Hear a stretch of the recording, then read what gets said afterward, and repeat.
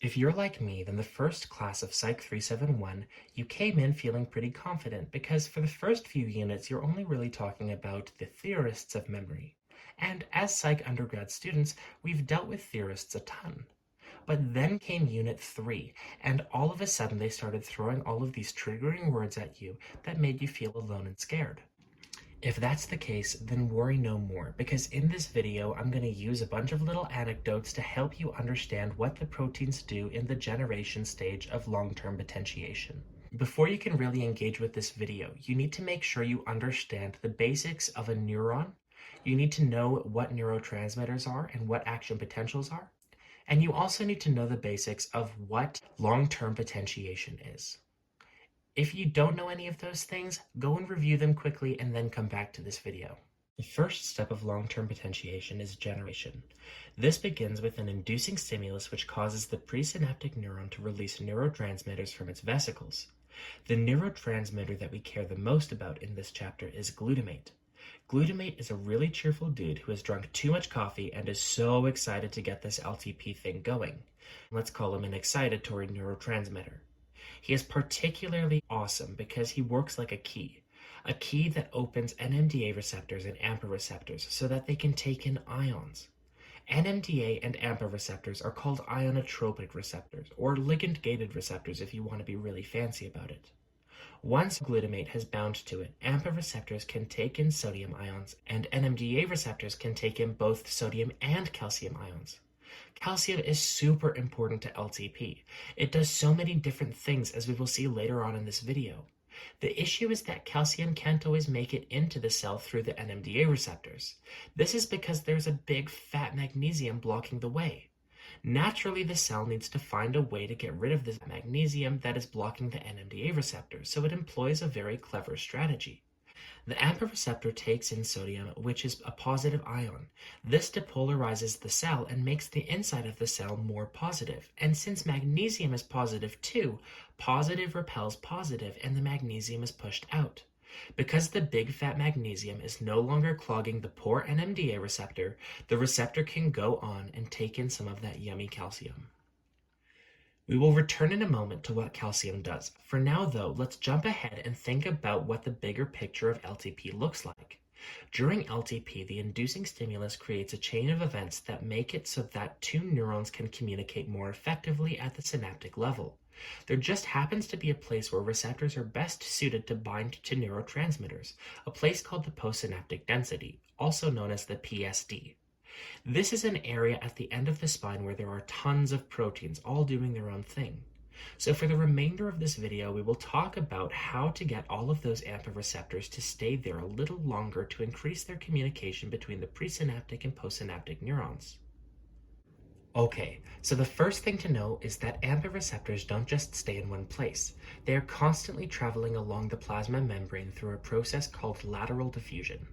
In this process, they kind of move around randomly, and sure, sometimes they pass into the PSD, but without the help of certain friends, they won't just stay there. AMPA has a best friend, though, called TARP. TARP stands for Transmembrane AMPA Receptor Regulatory Protein. Specifically, the TARP we care about is stargazin. Stargazin is this dude that has serine residues on its terminals that help anchor the AMPA into the PSD. The issue is that this serine terminal had a superglue incident and stuck himself to the plasma membrane. This particularly sucks because serine has another friend, PSD95, who he really wants to go and hang out with, but he can't because he is stuck to the plasma membrane. And if only he could meet up with his bro PSD95, then he could anchor the AMPA to the PSD where the PSD95 lives. So what is to be done? Well, luckily there's another helper in this equation. A superglue technician comes along named CAM kinase 2, and he does this magic called phosphorylation, which allows the serine to detach from the plasma membrane and hang out with his friend. So the AMPA has the TARP stargazin, which has the serine residues, and the serine residues detach from the plasma membrane to bind to the PSD95 once they have been phosphorylated by CAM kinase 2. But where did this CAM kinase 2 guy come from? So CAM kinase 2 was just doing its own thing and hanging out with his actin filament bros when all of a sudden calcium came up to talk to him. But calcium wasn't alone. He was with his girlfriend calmodulin. calcium and calmodulin come and tell him that some dummy accidentally superglued himself to the plasma membrane and that he needs to go and help. Initially, the cam kinase 2 doesn't feel like going because he is not in an active state, but the calcium and calmodulin convince him to autophosphorylate. Once autophosphorylating, he goes and helps the serine. Where did the calcium come from, though? Well, it came from the NMDA receptor after it had pushed out the big fat magnesium. Okay, so that's good and all, but what happens if an AMPA receptor escapes the PSD? Well, luckily there's another process that can help put it back, called constitutive trafficking. In this process, if the AMPA passes the PSD, it will enter a place called the endocytotic zone. Here it gets snatched up and yoinked into the cell through what is called a recycling endosome. This is like a little bubble that will deliver it back to the PSD. Now on this endosome there is an effector complex called RAB11. This is helpful because RAB11 is like a little handle on the endosome that a motor protein can grab it by and carry it with to the PSD. There is this motor protein called myosin VB, which I like to remember as myosin verebroni.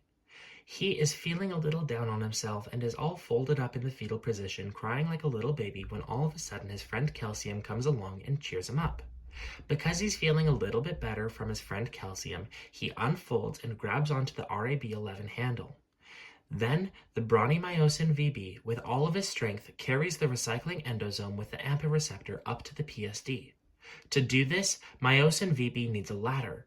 This ladder is called actin filament. I like to think of actin filament as the bone of the cell because it helps to build up what is called the actin cytoskeleton. This actin cytoskeleton is going to be super important in Chapter 2. Chapter 2 is all about making this cytoskeleton bigger and stronger. To make the skeleton bigger and stronger, though, it first needs to be pulled apart a little. This is called degradation. The way that it's going to be degraded is through the breaking down of spectrin, which cross-links all of the actin filaments. Spectrin is just there hanging out peacefully with all of his actin friends when all of a sudden these little mean proteases called calpains come and pull him apart. This is just what proteases do. They degrade proteins. But what told the calpains to pull apart the spectrin? You guessed it, calcium. So, returning to what calcium does, it activates cam kinase 2, it unfolds myosin VB, and it activates calpains. All of these processes that calcium is involved in help to keep the AMPA receptors in the PSD where it can most effectively receive the glutamate from the presynaptic neuron. So that is the gist of Unit 3. I hope you found this video with its little anecdotes useful.